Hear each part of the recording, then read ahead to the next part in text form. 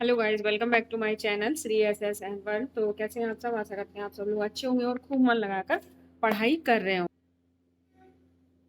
तो आज है हमारा ज्योग्राफी का ये फोर्थ चैप्टर, जिसमें हम पढ़ने वाले हैं कृषि। और कृषि एक इम्पोर्टेंट चैप्टर हो जाता है, यहाँ से क्वेश्चन बन जाते हैं। ठीक है, तो देखते हैं क्या है। तो बेसिकली जो कृषि है, कृषि से क्या होता है? कृषि आप सबको पता है कि किसान लोग खेतों में काम करते हैं और वहां से अनाज वगैरह उगाते हैं, ये कृषि के अंदर आता है। और देखेंगे क्या चीजें इंपॉर्टेंट हैं, उन पर हम यहाँ पर बात करने वाले हैं। ठीक है, पौधों की परिष्कृत उत्पाद तक के रूपांतरण में 3 प्रकार की आर्थिक क्रियाएं शामिल होती हैं। यानी कि जो हम उत्पाद करते हैं उनमें कितने प्रकार की क्रियाएं शामिल हैं? तो 3 प्रकार से क्रियाएं शामिल होती हैं, यानी कि 3 प्रकार से उत्पादक होते हैं। तो कौन कौन से हो जाते हैं वो आपकी? एक तो प्राथमिक क्रियाएं हो जाती हैं, दूसरा द्वितीयक हो जाती है, तीसरा तृतीयक क्रियाएं हो जाती हैं। यानी कि प्रथम पर कौन से कार्य क्षेत्र आएंगे, सेकंड पर और थर्ड पर कौन कौन से कार्य क्षेत्र आएंगे, इंपॉर्टेंट हो जाता है। ठीक है, अब आप कहोगे कि मैम आपने ये ऊपर क्यों नहीं पढ़ा है? तो ये कुछ नहीं है, ये एक स्टोरी है जो जरूरी नहीं है। जो चीजें इंपॉर्टेंट है वो मैं आपको यहाँ पर पढ़ा रही हूँ। ठीक है, तो मैंने अभी बताया प्राथमिक क्रियाएं। तो देखो, प्राथमिक, द्वितीय और तृतीय क्रियाएं होती हैं। अब बात करेंगे प्राथमिक क्रियाएं के अंतर्गत उन सभी क्रियाओं को शामिल किया जाता है जिनका संबंध किससे होता है? प्राकृतिक संसाधन के उत्पादन और निष्कर्ष से होता है। यानी कि जो चीजें हमें प्रकृति से मिली हैं वो हमारे प्राथमिक संसाधन हो जाती हैं। जैसे आपका कृषि करना, मत्स्य पालन करना, संग्रहण, इनके क्या हो जाते हैं? उदाहरण हो जाते हैं। इस चीज का ध्यान रखना। तो जो आपकी कृषि है वो प्राथमिक क्रियाओं में आती है। ठीक है, और द्वितीय क्रियाएं क्या कहते हैं? द्वितीय क्रियाएं जैसे कृषि है, कृषि में हमें क्या मिलता है? अनाज उगाते हैं, अनाज से फिर हम क्या बनाते हैं? डबल रोटी बनाते हैं, बिस्किट बनाते हैं। तो जो बिस्किट है, जो डबल रोटी है, वो आपका द्वितीय क्रिया हो जाएगा। ठीक है, प्राथमिक क्रिया से उत्पन्न होने वाली चीजें वो आपकी द्वितीय क्रिया में आ जाती हैं। जैसे संसाधनों के संस्करण में संबंधित है इस्पात विनिर्माण, डबल रोटी पकाना, कपड़ा बुनना, इन क्रियाओं के उदाहरण। अब कपड़ा, जैसे हमें सीप होती है, सीप क्या है? एक प्राकृतिक चीज ही तो है, कोई हमने बनाई थोड़ी है भेड़। उससे जो हमें ऊन मिल रहा है, वूलन मिल रहा है, उससे हम जो कपड़े बना रहे हैं वो क्या हो जाते हैं? द्वितीय क्रिया हो जाती है। अब तृतीय क्रिया क्या होती है? तो तृतीय क्रिया जो प्राथमिक और द्वितीय क्षेत्र को सेवा प्रदान करें। मान लो हमने कपड़े बुने, ब्रेड बनाए या कुछ चीजें बनाई, तो उनको ले जाने और पहुंचाने और लाने के लिए किसकी जरूरत होती है? हमें व्हीकल्स की जरूरत होती है। तो जो भी यातायात है, व्यापार है, बैंकिंग, बीमा, विज्ञापन है, ये सारे आपके तृतीय क्षेत्र में आ जाते हैं। तो आई होप आपको ये क्षेत्र क्लियर हो गए होंगे। प्राथमिक में आपको कृषि को रखना है, कृषि हो गया, मत्स्य पालन हो गया। द्वितीयक में आपको जैसे डबल रोटी हो गया, कपड़ा बुनना हो गया, इस्पात वगैरह, ये सब द्वितीयक में आ जाते हैं। तृतीयक में आपके आ जाते हैं क्या? यातायात हो गया, व्यापार हो गया, बैंक हो गया, बीमा, विज्ञापन, ये सारे तृतीयक में आ जाते हैं। ठीक है, अब हम बात करेंगे सबसे पहले कृषि। कृषि का है, कृषि हमने आपको बताया कृषि एक प्राथमिक क्रिया है। फसलों, फलों, सब्जियों, फूलों को उगाना और पशुधन पालन इसमें शामिल है। यानी कि कृषि में क्या क्या? कृषि में ओनली खेती करना नहीं आता है। नहीं आप सोचो कि कृषि में केवल हमें खेतों में काम करना है, हमारी कृषि हो गई। नहीं, उसके अंदर फसलों और फलों, सब्जियों, फूलों को उगाना, फूल जो हम फूल उगाते हैं वो भी कृषि है। पशुधन पालन करना भी हमारा कृषि में ही आता है। तो इस चीज का ध्यान रखेंगे। विश्व में कितने प्रतिशत? तो विश्व में आपकी 50% कृषि होती है और आपकी भारत में 2/3% जनसंख्या क्या है? कृषि पर निर्भर है। तो इस चीज का आप ध्यान रखेंगे। विश्व की बात करेगा तो आपकी 50% हो जाती है और भारत की बात करेगा तो 2/3 हो जाती है। ठीक है, इस चीज का आप बहुत अच्छे से याद रखेंगे, क्योंकि 2/3 की जगह अगर 1/3 लिख दिया और पूरा स्टेटमेंट राइट लिखेगा, बस आपको क्या करेगा? नंबर्स में कंफ्यूज कर देगा। अब वहीं पे क्या होगा? आपका क्वेश्चन गलत हो जाएगा। तो कितना? Two two sorry 2/3। ठीक है, आगे बढ़ते हैं। अब जो कृषि होती है, कृषि के लिए क्या क्या चीजें इंपॉर्टेंट होती हैं? तो कृषि के लिए क्या होना चाहिए? उसकी अनुकूल स्थलाकृति होनी चाहिए, मृदा और जलवायु कृषि क्रियाकलाप के लिए क्या होनी चाहिए? आपकी उपजाऊ होनी उपयोगी होनी चाहिए।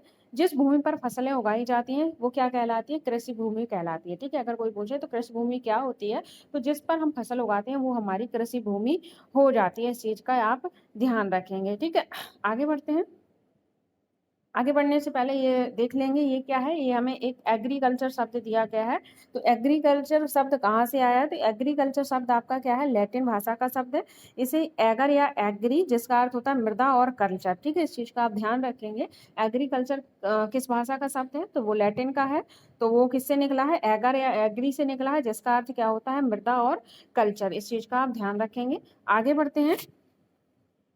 अगर चीज़ें क्लियर हैं तो लाइक शेयर सब्सक्राइब करना नहीं भूलना है, और अपनी चीज़ों को अच्छे से क्लियर करते हुए चलना है, ठीक है। तो ये वेरी वेरी इंपॉर्टेंट चैप्टर हो जाता है, और ये वाला बॉक्स बहुत ही इंपॉर्टेंट हो जाता है। क्या है कि ये जो आप देख पा रहे हो, ये मैंने आपकी क्लास पहले रिकॉर्ड की थी, पर कुछ डिस्टर्बेंस आ गया, जिस वजह से क्या हुआ कि आपकी क्लास मुझे दोबारा लेनी पड़ रही है। तो ये हाईलाइट जब मैं पहले आपको क्लास ले रही थी तभी कर लिए थे मैंने। तो कुछ ही चैप्टर में है ये, इसमें और एक में, और बाकी सारा साफ है, ठीक है। तो इस वजह से मुझे दोबारा क्लास लेनी पड़ रही है, कोई बात नहीं। पर जो इम्पोर्टेंट है वो मैंने मार्क्स किए हुए हैं। ये बहुत ही इम्पोर्टेंट हो जाता है, क्योंकि यहाँ इससे क्वेश्चन आने की संभावना है। इससे सिंगल क्वेश्चन पूछ सकता है, या फिर आपको मैचिंग में देके ये सारे ऑप्शन का एक ही क्वेश्चन में सारे ऑप्शन देके मैचिंग करके क्वेश्चन पूछ सकता है। तो आपको सारी चीज़ें याद होनी चाहिए। तो मैंने बहुत अच्छे से क्लियर किया था, फिर भी कर देती हूँ। जैसे एग्री है, एग्री के साथ अगर हम कल्चर को मिलाएंगे तो क्या हो जाता है? हमारा एग्रीकल्चर हो जाता है।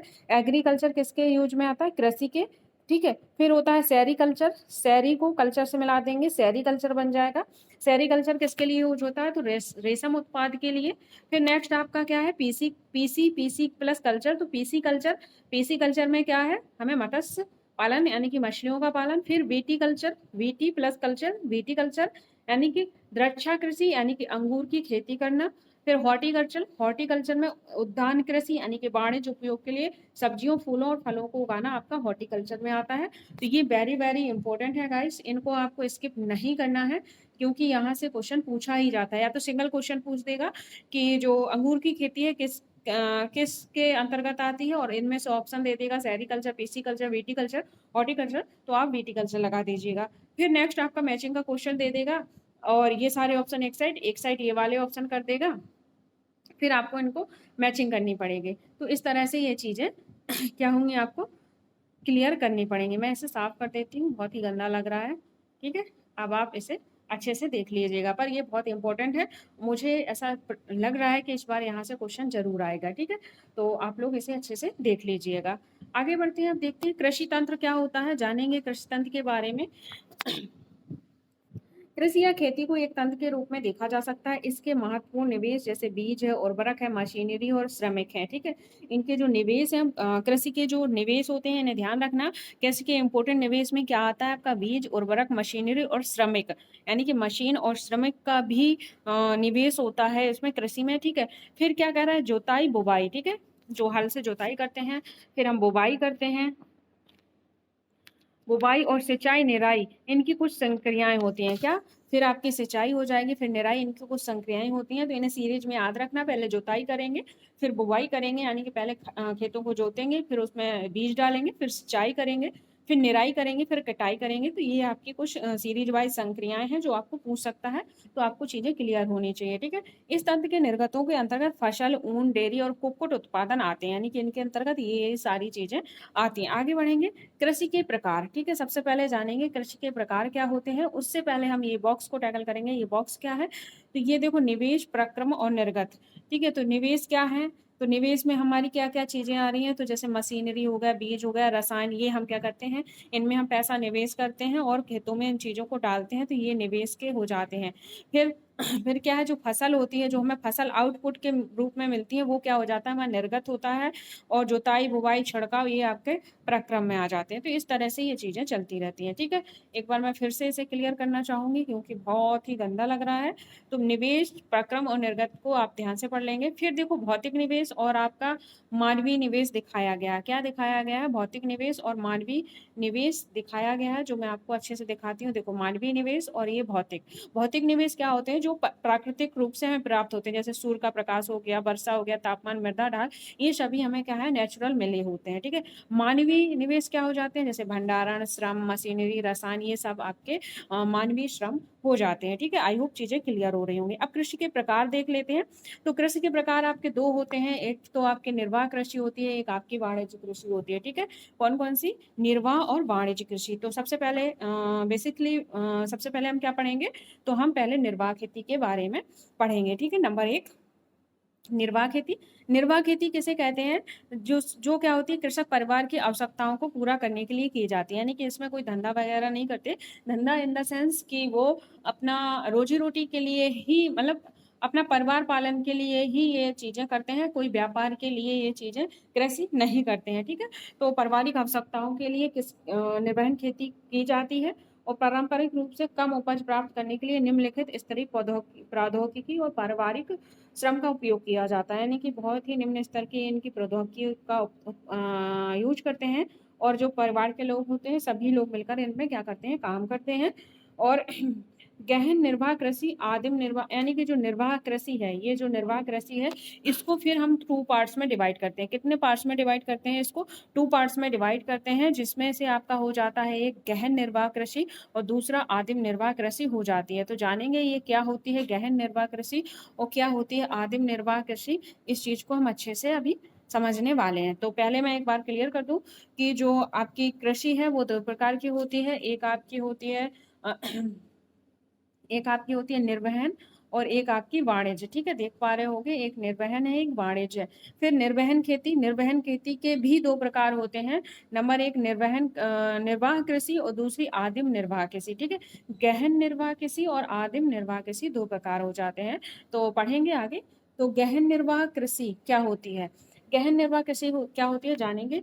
में किसान एक छोटे भूखंड पर साधारण औजार और अधिक श्रम से खेती करते हैं, यानी कि साधारण उनके पास औजार होते हैं, छोटे भूखंड पे, कैसे? छोटे से भूमि के टुकड़े पर क्या करते हैं, वो खेती करते हैं और अधिक श्रम से खेती करते हैं।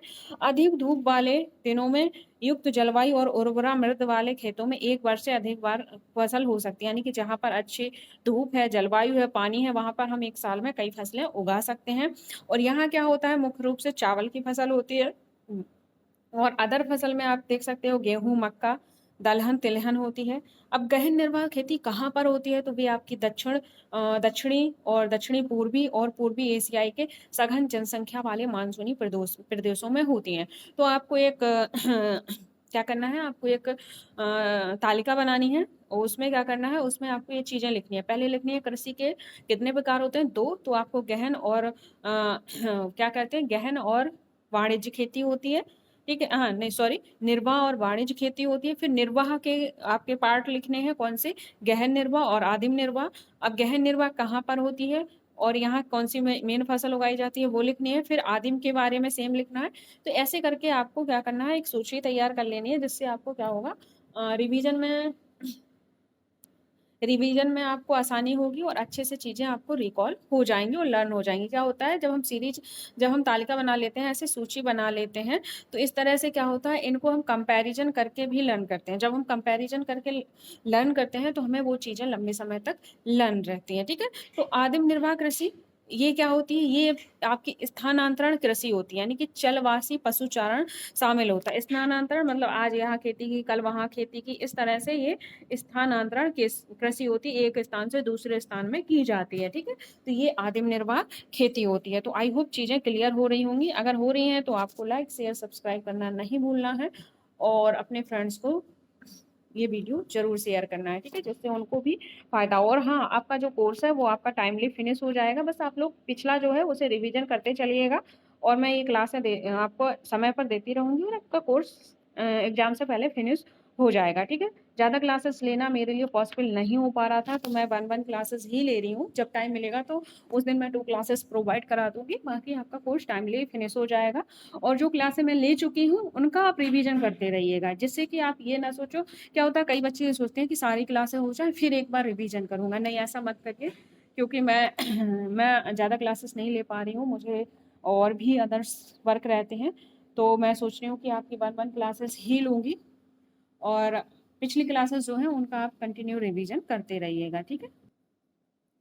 अब बात करते हैं स्थानांतरण कृषि क्या होती है, जो हमने अभी पढ़ी थी कि स्थानांतरण कृषि। तो स्थानांतरण कृषि क्या होती है जानेंगे, ठीक है। वैसे मैंने समझा दिया है, फिर भी मैं आपको दोबारा से बताऊंगी। अमेजन बेसिन के सघन वनों के क्षेत्र उष्णकटिबंधीय अफ्रीका, दक्षिण पूर्वी एशिया और पूर्वी भारत, उत्तर पूर्वी भारत के भागों में प्रचलित है। यानी कि जो ये खेती है इन इन स्थानों पर प्रचलित है, आपको इन्हें लिख लेना होगा, ठीक है। ये भारी वर्षा और वनस्पति के तीव्र पुनर्जनन वाले क्षेत्र होते हैं। वृक्षों को काटकर जलाकर भूखंडों को साफ किया जाता है। क्या करते हैं, वृक्षों को काटते हैं, जलाकर साफ करते हैं। तब राख को क्या करते हैं, राख को मृदा में मिलाया जाता है तथा मक्का, रतालू, आलू, कसावा जैसी फसलें उगाई जाती हैं। भूमि की उर्वरता की समाप्ति के बाद ये क्या करते हैं, भूमि को छोड़ देते हैं और कृषि के नए भूखंड यानी कि स्थानांतरण कृषि, कर्तन दहन कृषि के रूप में जाना जाता है। जो स्थानांतरण कृषि होती है उसे हम कर्तन दहन की कृषि कहते हैं। इसमें क्या किया जाता है, पहले जंगलों को काटा जाता है, फिर उनको जलाया जाता है, उनसे जो राख मिलती है उसे मृदा के रूप में उपयोग करके इसमें बीज डाला जाता है और इसमें खेती की जाती है। खेती मक्का, रतालू, आलू और कसावा जैसी फसलें उगाई जाती हैं। जब यहाँ पर फसलें उग जाती हैं तो इनकी क्या होती है, कृषि की उर्वरता खत्म हो जाती है, तो ये फिर दूसरी जगह पर यही प्रोसेस से अपनी खेती करते हैं। तो इस खेती को क्या कहते हैं, कर्तन दहन खेती कहते हैं, ठीक है। तो स्थानांतरण कृषि हो गया, ठीक है। आदिम, हमने कौन सी कृषि का रूप पढ़ा था, तो हमने पढ़ा था आदिम, एक मिनट, तो हमने आदिम निर्वाह खेती पढ़ रहे थे। तो आदिम निर्वाह में आपकी स्थानांतरण खेती थी और पशु चालक सॉरी चलवासी पशु चारण भी था। तो ये चलवासी पशु चारण भी देख लेते हैं। यानी कि स्थानांतरण कृषि हम देख चुके हैं। स्थानांतरण कृषि किस तरह से होती है, इसे और क्या कहते हैं, तो कर्तन दहन भी कहते हैं। अब चलवासी पशु, चलवासी से आप समझ पा रहे हो कि पशुओं को इधर उधर ले जाना, चलवासी। सहारा के अर्ध शुष्क और शुष्क प्रदेशों में, मध्य भारत, एशिया और भारत के कुछ भागों जैसे राजस्थान, जम्मू कश्मीर में यह प्रचलित है। यानी कि राजस्थान और जम्मू कश्मीर में ये सब चीजें यानी कि चलवासी कृषि, पशुचारण क्या है, प्रचलित है। इस प्रकार की कृषि में पशुचारण अपने पशुओं के साथ चारे और पानी के लिए एक स्थान से दूसरे स्थान पर निश्चित भागों में घूमते हैं। इस प्रकार की गतिविधि जलवायविक बाधाओं और भूभाग की प्रतिक्रियाओं को उत्पन्न होती है। पशुचारण मुख्यतः भेड़, ऊंट, किसका होता है, तो भेड़ का होता है। ऊंट, मवेशी, याक, बकरियां पालते हैं ये पशुचारक और उनके परिवार के लिए दूध, मांस और ऊन, खाल, अन्न उत्पादन देते हैं, ठीक है। तो ये पशु चलवासी हो गया, इस चीज का आप ध्यान रखेंगे। अब देख लेते हैं ये क्या है, ये बहुत ही इंपॉर्टेंट है, इसे देखेंगे। स्थानांतरण किसी विश्व के विभिन्न भागों में विभिन्न नामों से जानी जाती है। यानी कि जो स्थानांतरण खेती है उसे कर्तन दहन कृषि भी कहते हैं, पर इन्हें अदर जगह में अदर नामों से भी जाना जाता है। जैसे उत्तर पूर्वी भारत में इसे झूमिंग के नाम से जाना जाता है, इंपॉर्टेंट हो जाता है। उत्तर पूर्वी भाग में किसे, झूमिंग के नाम से। मैक्सिको में इसे मिल्पा के नाम से, एक मिनट क्लियर कर दूं मैं, मैक्सिको में आपके इसे मिल्पा के नाम से जाना जाता है, और ब्राजील में रोका, और लदांग, मलेशिया में इसे लदांग के नाम से जाना जाता है। वेरी वेरी इंपॉर्टेंट है, आप इसे याद कर लेना। यहाँ से सिंगल क्वेश्चन या आपका मैचिंग का क्वेश्चन बनने के चांसेस हो जाते हैं, ठीक है। आगे बढ़ेंगे, देखो मैं जो क्वेश्चन आपको बता रही हूँ उनमें से कई क्वेश्चन आपको यहीं से सीधे सीधे डायरेक्ट मिलने वाले हैं। ये आप लोग, ये मैं आज कह रही हूँ, कल आप लोग कमेंट बॉक्स में जब एग्जाम दे के आओगे तब आप लोग कहोगे कि हाँ मैम मुझे आपके बताए हुए क्वेश्चन, आपके बताई हुए लाइनों से क्वेश्चन मिले हैं, ये मुझे पूरा बिलीव है, ठीक है। तो अब देखते हैं वाणिज्य कृषि, यानी कि हमने निर्वाह कृषि के बारे में पढ़ लिया। निर्वाह कृषि में आपके क्या क्या है, गहन निर्वाह खेती हो गई, फिर आदिम निर्वाह होगी। आदिम निर्वाह में आपके स्थानांतरण और चलवासी पशु के बारे में हमने पढ़ लिया। अब हमारा क्या है, अब हमें पढ़ना है वाणिज्य कृषि के बारे में, ठीक है। तो वाणिज्य कृषि क्या होती है जानेंगे। सबसे पहले तो वाणिज्य कृषि फसल उत्पादन और पशु बाजार में विक्रय हेतु की जाती है। यानी कि वाणिज्य यानी कि व्यापार के लिए जो खेती की जाती है वो वाणिज्य खेती कहलाती है, ठीक है। इसमें विस्तृत कृषि क्षेत्र, अधिक पूंजी का उपयोग किया जाता है। इनमें बहुत बड़ा कृषि का क्षेत्र होता है, पूंजी भी अधिक लगाते हैं। अधिकांश कार्य कैसे, मशीनों के द्वारा किया जाता है। वाणिज्य कृषि में वाणिज्य अनाज कृषि, मिश्रित कृषि और रोपण कृषि शामिल होती है। कौन कौन सी, तो नंबर 1 पे अनाज कृषि हो जाएगी आपकी, और नंबर 2 पे आपकी मिश्रित, और नंबर 3 पे रोपण कृषि हो जाती है, ठीक है। आगे बढ़ेंगे, वाणिज्य अनाज कृषि देखेंगे। वाणिज्य अनाज कृषि क्या होती है, इनमें कौन कौन सी चीजें होती हैं, कैसे चीजें की जाती हैं। तो वाणिज्य अनाज कृषि में फसलें वाणिज्य उद्देश्य से उगाई जाती हैं। जैसे गेहूं, मक्का सामान्य रूप से उगाई जाने वाली इनकी क्या हो जाती हैं, फसलें हो जाती हैं। ये कहाँ पर होती हैं, तो मेनली ये उत्तर अमेरिका, यूरोप, एशिया के शीतोष्ण घास के मैदान में वाणिज्य अनाज कृषि के प्रमुख क्षेत्र हो जाते हैं, ठीक है। सैकड़ों हेक्टेयर के बड़े फॉर्म से युक्त विरल आबादी वाले, अत्यधिक ठंड वर्षकाल को बाधित करती है, केवल एक ही फसल उगाई जा सकती है, यानी कि इनमें केवल एक ही फसल उगाई जा सकती है, इस चीज का ध्यान रखेंगे। ठीक है, तो वाणिज्य कृषि में आपकी 3 प्रकार की फिर कृषि बताई गई है। एक तो आपकी वाणिज्य अनाज कृषि, दूसरी आपकी मिश्रित कृषि हो जाती है, और तीसरी आपकी कौन सी बताई गई है, तो तीसरी आपकी बताई गई है रोपण कृषि। ठीक है, तो मिश्रित कृषि में क्या है वो जानेंगे। में भूमि का उपयोग भोजन व चारे, किसे, भोजन व चारे की फसलें उगाने और पशुधन पालने के लिए किया जाता है। ठीक है, यानी कि इसमें क्या हो रहा है, जो कृषि की जाती है वो भोजन यानी कि खाने की चीजें और पशुओं के चारे की भी चीजें इनमें उगाई जाती हैं। ये कहाँ होती है, तो ये यूरोप, पूर्वी संयुक्त राज्य अमेरिका, अर्जेंटीना, दक्षिण पूर्वी ऑस्ट्रेलिया और न्यूजीलैंड और दक्षिण अफ्रीका में प्रचलित है। तो इस चीज का आप ध्यान रखेंगे। आगे बढ़ते हैं, आगे देखेंगे रोपण कृषि। तो रोपण कृषि किसे कहते हैं, तो इस चीज का हम अच्छे से पढ़ेंगे। रोपण कृषि, रोपण कृषि, रोपण कृषि वाणिज्य कृषि का एक प्रकार है। जो रोपण कृषि है वो वाणिज्य कृषि का प्रकार है, मैंने पहले ही बताया है। जहाँ पे आपको क्या, किसकी खेती की जाती है, जहाँ पे चाय, कहवा, काजू, रबड़, केला अथवा कपास की एकल फसल उगाई जाती है। इसमें बृहद पैमाने पर क्या होता है, श्रम और पूंजी की आवश्यकता होती है। उत्पादन का प्रसंस्करण खेतों पर ही या निकट के कारखानों में किया जाता है। इस प्रकार कृषि के परिवहन में जाल के विकास की क्या होती है, अनिवार्यता होती है। किसके विकास की, तो जाल के विकास की अनिवार्यता होती है। रोपण कृषि के मुख्य क्षेत्र विश्व के कहाँ है, तो विश्व के उष्णकटिबंधीय प्रदेशों में पाए जाते हैं। जैसे मलेशिया में आपकी रबड़, ब्राजील में कहवा, भारत और श्रीलंका में चाय के कुछ उदाहरण हो जाते हैं। इंपॉर्टेंट है, ध्यान रखना। तो आदिम निर्वाह जो वाणिज्य खेती थी, जो वाणिज्य खेती थी, हमने एक निर्वाह और वाणिज्य खेती देखी थी। वाणिज्य में भी आपको 3 प्रकार मिले, एक तो आपको मिश्रित खेती, एक रोपण खेती, और एक आपको कौन सी मिली, तो एक आपको मिली थी वाणिज्य, एक मिनट मैं आपको बताती हूँ, एक मिली थी आपको वाणिज्य कृषि। ठीक है, तो कौन सी मिली थी, वाणिज्य कृषि मिली थी। तो आई होप आपको चीजें क्लियर हो गई होंगी। ठीक है, अब हम बढ़ते हैं, मुख्य फसलें कौन कौन सी होती हैं। तो आप पहले एक बार, एक मिनट, बॉक्स मैंने नहीं देखे हैं, आगे मैं एक बार देख लेती हूँ। तो ये जो गन्ने की है खेती है, वो क्या है आपकी, गन्ने की खेती रोपण खेती कहलाती है। क्या कहलाती है, गन्ने की खेती रोपण खेती कहलाती है। फिर यहाँ पे जो बॉक्स है उनमें देखेंगे, केले की जो खेती है वो भी एक रोपण खेती में आती है। फिर चावल की कृषि हो रही है, गेहूं का शस्य कर्तन और बाजरे की कृषि, ये सारी चीजें हैं। ठीक है, आगे बढ़ते हैं। मुख्य फसलें, बढ़ती हुई जनसंख्या की आवश्यकताओं को पूरा करने के लिए विविध प्रकार की फसलें उगाई जाती हैं। फसलें कृषि आधारित उद्योगों के लिए भी कच्चे माल की आपूर्ति करती हैं।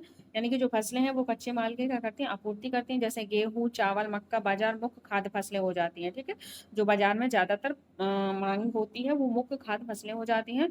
जूट, कपास, रेशेदार फसलें, चाय और कहवा मुख्य पेय हो जाती हैं। ठीक है, जो जूट और कपास है वो रेशेदार फसलें मेन में आती हैं, और चाय और कहवा मुख्य पेय पदार्थ हो जाते हैं। ठीक है, अब बात करते हैं चावल। चावल यह विश्व की मुख्य खाद्य फसल है। चावल क्या है, विश्व की मुख्य खाद्य फसल है। ये कहाँ होती है, तो उष्णकटिबंधीय क्षेत्रों में, उष्णकटिबंधीय और उपोष्ण दोनों में होती है। कहाँ पे, उष्णकटिबंधीय और उपोष्ण दोनों में, दोनों प्रदेशों का क्या है, ये मुख्य आहार हो जाता है। चावल के लिए उच्च तापमान की जरूरत होती है, अधिक आर्द्रता और वर्षा की आवश्यकता होती है। ठीक है, और इसकी जो मिट्टी होती है वो चीका युक्त जलोढ़ मृदा होनी चाहिए, और इसे रोकने की क्षमता, इसमें जल रोकने की क्षमता क्या होती है, सर्वोत्तम होती है। तो आपकी जो जलोढ़ मृदा है इसमें जल रोकने की क्षमता सर्वोत्तम होती है। तो यहाँ पे मिट्टी के भी गुण बताए जा रहे हैं, उनको भी आपको याद रखना है, इंपॉर्टेंट हो जाते हैं। चीन चावल उत्पादन में अग्रणी है। आपको बेसिकली क्या याद रखनी है, कौन से स्थान पर चावल की खेती होती है, मिट्टी कौन सी जरूरी होती है, और कैसा वहाँ का वातावरण होना चाहिए, और किस जगह पर इसका ज्यादा उत्पादन होता है, और भारत में कहाँ होता है, ये चीजें बेसिकली आपको याद रखना है। अब जैसे इसके बाद क्रमशः, यानी कि इसके बाद चीन, पहले नंबर पे चीन, दूसरे पे भारत, जापान, श्रीलंका और मिस्र हो जाता है। इस चीज का आप ध्यान रखेंगे। पश्चिमी बंगाल और बांग्लादेश में एक वर्ष में 2-3 फसलें उगाई जाती हैं। ठीक है, चावल। अब गेहूं की बात कर लेते हैं। गेहूं जो है, गेहूं क्या है, गेहूं वर्धन काल में मध्यम तापमान और वर्षा शस्य कर्तन फसल की कटाई के समय तेज धूप की आवश्यकता होती है। यानी कि जो गेहूं होता है उसे मध्यम तापमान की जरूरत होती है, और जब इसकी कटाई होती है तब इसे अधिक धूप की जरूरत होती है। ठीक है, इसका विकास सुविवाहित कौन सी मृदा में? तो दुमुट मृदा में सर्वोत्तम ढंग से होता है। गेहूं कहाँ होता है? तो संयुक्त राज्य अमेरिका, कनाडा, अर्जेंटीना, रूस, ऑस्ट्रेलिया, भारत के विस्तृत रूप में उगाया जाता है। भारत में यह शीत ऋतु में उगाया जाता है, इस चीज का आप ध्यान रखेंगे। अब बात करते हैं मिलेट। मिलेट मतलब रागी। क्या होता है? रागी। यह मोटे अनाज के रूप में भी जाना जाता है। कम उपजाऊ तथा बालुई मृदा में उगाई जाती है, यानी कि कम उपजाऊ और बालुई मृदा में मिलेट की खेती होती है। ये ऐसी फसल है जिसे कम वर्षा और उच्च से मध्यम तापमान यानी कि पर्याप्त सूर्य प्रकाश हो। ये ज्वार, बाजरा और रागी, यानी कि मिलेट के अंदर क्या क्या आ जाता है आपका?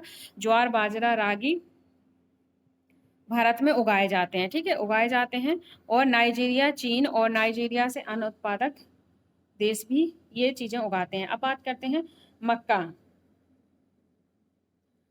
मक्का को किस नाम से जानते हैं? कॉर्न नाम से जानते हैं। और विश्व के विभिन्न रंग बिरंगी प्रजातियां पाई जाती हैं, यानी कि जो मक्का है विश्व में इनकी विभिन्न रंग बिरंगी प्रजातियां पाई जाती हैं। मक्का की बात कर लेते हैं। इसके लिए क्या होता है? आपका तापमान मध्यम होना चाहिए, वर्षा और धूप अधिक होनी चाहिए और उपजाऊ मृदा की जरूरत होती है। मक्का उत्तर अमेरिका, ब्राजील, चीन, रूस, कनाडा और भारत और मेक्सिको में उगाया जाता है। इनको भी आपको क्या करना पड़ेगा? एक टेबल बनानी पड़ेगी। टेबल में आपको सारी फसलों के नाम लिखने पड़ेंगे, उनकी मृदा, उनके उत्पादन वाले जगह और उनका टेम्परेचर, ये चीजें आपको लिखनी पड़ेंगे। ठीक है, अब बात कर लेते हैं कपास। कपास कहाँ उगता है? तो कपास उच्च तापमान और हल्की वर्षा, 200 से 210 पाला रहित दिन और तेज चमकीली धूप इंपॉर्टेंट हो जाता है। पाला रहित कितने दिन होने चाहिए? 100 से 200 तक। ठीक है, इंपॉर्टेंट हो जाता है, इस चीज का आप ध्यान रखेंगे। ये आपका कपास। ठीक है, यह काली और जलोढ़ मृदा में सर्वोत्तम उगता है। चीन, संयुक्त राज्य अमेरिका, भारत में देखो चीन और संयुक्त राज्य अमेरिका इसके यहाँ उगाया जाता है। फिर भारत, फिर आपका पाकिस्तान, ब्राजील और मिस्र में कपास अग्रणी है। यह सूती वस्त्र उद्योग के लिए क्या है? महत्वपूर्ण हो जाता है। आगे बढ़ेंगे। अब बात करते हैं पटसन की। तो पटसन क्या है? सुनहरा रेशा है। पटसन किसे कहते हैं? सुनहरा रेशा है। इसे जलोढ़ मृदा में उगाया जाता है। उच्च तापमान, भारी वर्षा और आर्द्र जलवायु की आवश्यकता होती है। यह फसल उष्णकटिबंधीय क्षेत्रों में उगाई जाती है। ठीक है, और भारत और बांग्लादेश में पटसन अग्रणी है। इंपोर्टेंट हो जाता है, ध्यान रखेंगे। कॉफी आपको टेबल बनानी पड़ेगी, टेबल से ही चीजें क्लियर हो जाएंगी, क्योंकि ऐसे पढ़ोगे ना बुक्स में बार बार कंफ्यूज हो जाओगे। टेबल में आपको शॉर्ट फॉर्म में सिर्फ क्या करना है? फसलों के नाम लिखने हैं, उनकी मृदा लिखनी है, कौन सी मृदा में होती है, टेम्परेचर लिखना है और किस देश में ये उगाए जाते हैं, बस। ठीक है, वहां से आपको चीजें क्लियर रहेंगी। अब कॉफी के लिए क्या है? गर्म और आर्द्र जलवायु की जरूरत होती है और दोमट मृदा की जरूरत होती है और वृद्धि के लिए पर्वतीय ढाल अधिक उपयुक्त है। ठीक है, कॉफी के लिए क्या होता है? पर्वतीय ढाल की जरूरत होती है। ब्राजील कॉफी का अग्रणी उत्पादक है और ब्राजील के बाद कोलंबिया और फिर क्या हो जाता है? भारत हो जाता है। ठीक है, इस चीज का आप ध्यान रखेंगे। आगे बढ़ते हैं। अगर चीजें क्लियर हो रही हैं तो लाइक शेयर सब्सक्राइब करना नहीं भूलना है और कमेंट भी एक प्यारा सा करते रहिएगा।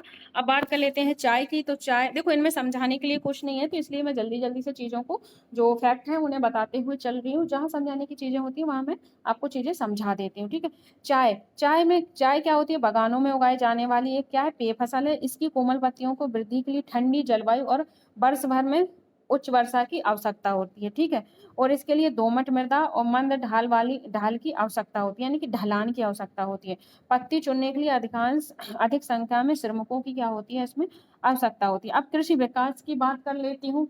क्या है कृषि विकास? ठीक है, कृषि विकास का संबंध बढ़ती जनसंख्या की बढ़ती मांग को पूरा करने के लिए कृषि उत्पादन को बढ़ाने की दिशा में किए जाने वाले प्रयासों से है। यह कई तरीकों से प्राप्त किया जा सकता है, जैसे बोए गए क्षेत्रों में विस्तार करके, बोई जाने वाली फसलों की संख्या बढ़ाकर, सिंचाई सुविधा सुधार करके, उर्वरक और उच्च उपज देने वाले बीजों के प्रयोग द्वारा। कृषि का मशीनीकरण भी कृषि के विकास के एक अन्य पहलू है। कृषि के विकास का चरम लक्ष्य खाद्य सुरक्षा बढ़ाना है। ठीक है, यानी कि कृषि का विकास कैसे हो सकता है? तो विकास कैसे होगा? उसकी खेती में सुधार करो, सिंचाई में सुधार करो और मशीनरियों का उपयोग करो, अच्छे अच्छे उर्वरकों का उपयोग करो। इससे क्या होगी? हमारी कृषि में विकास होगा। ठीक है, आगे बढ़ते हैं। कृषि कृषि का विकास विश्व के विभिन्न भागों में विभिन्न गतियों से हुआ है।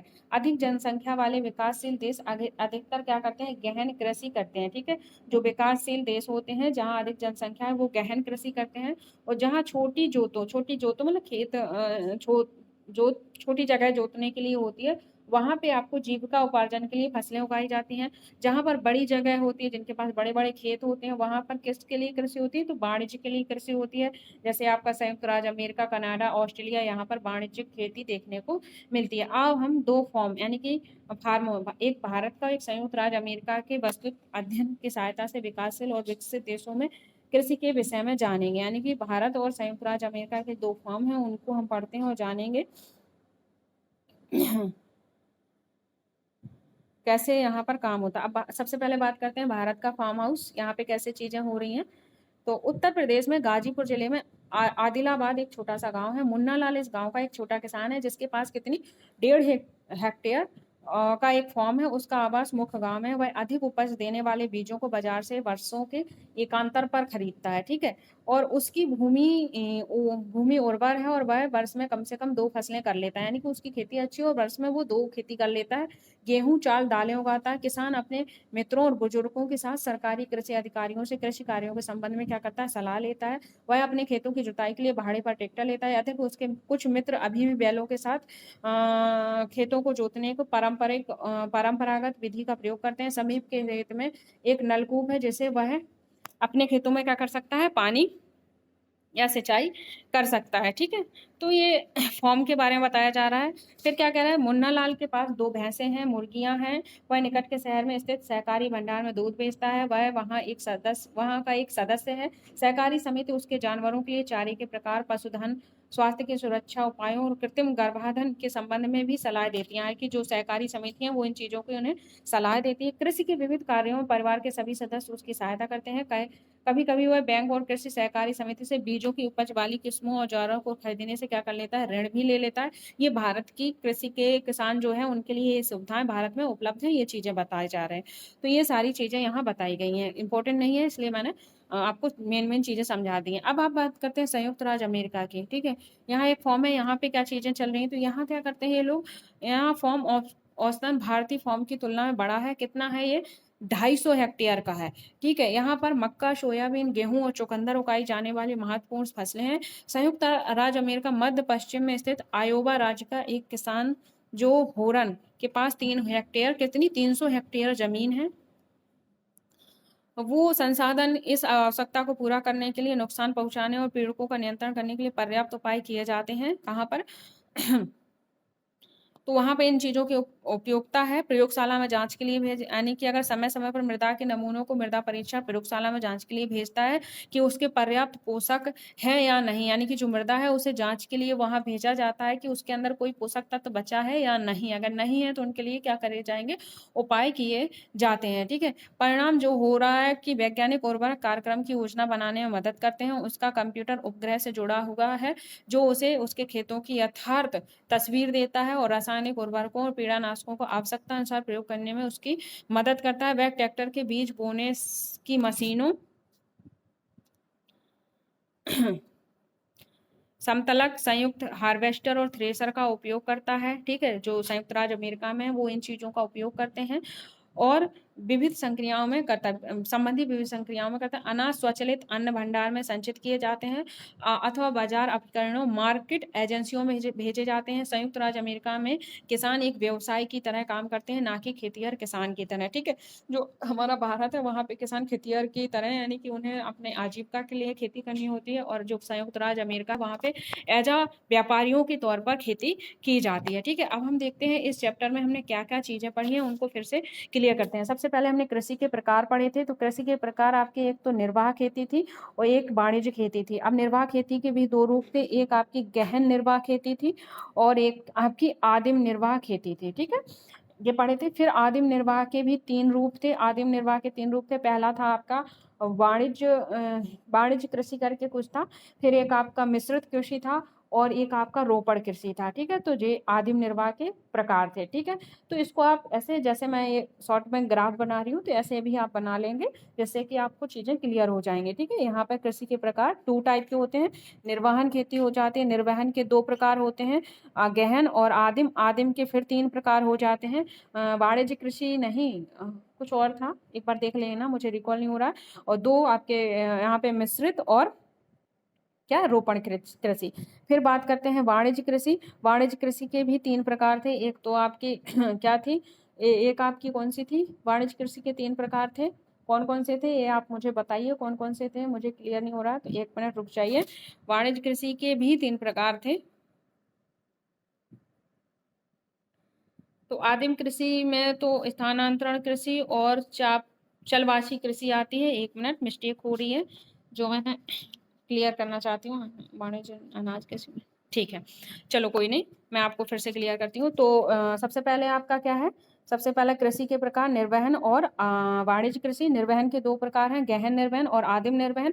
आदिम निर्वहन के आपके 2 टाइप हैं, कितने हैं आपके, 2 टाइप हैं। 2 टाइप में कौन कौन से आ रहे हैं, तो आपके स्थानांतरण कृषि आ जाती है और आपकी चलवासी पशु चारण आ जाता है, ठीक है। स्थानांतरण कृषि को कर्तन दहन कृषि कहते हो, अलग अलग देशों में इसे अलग अलग नामों से जानते हैं।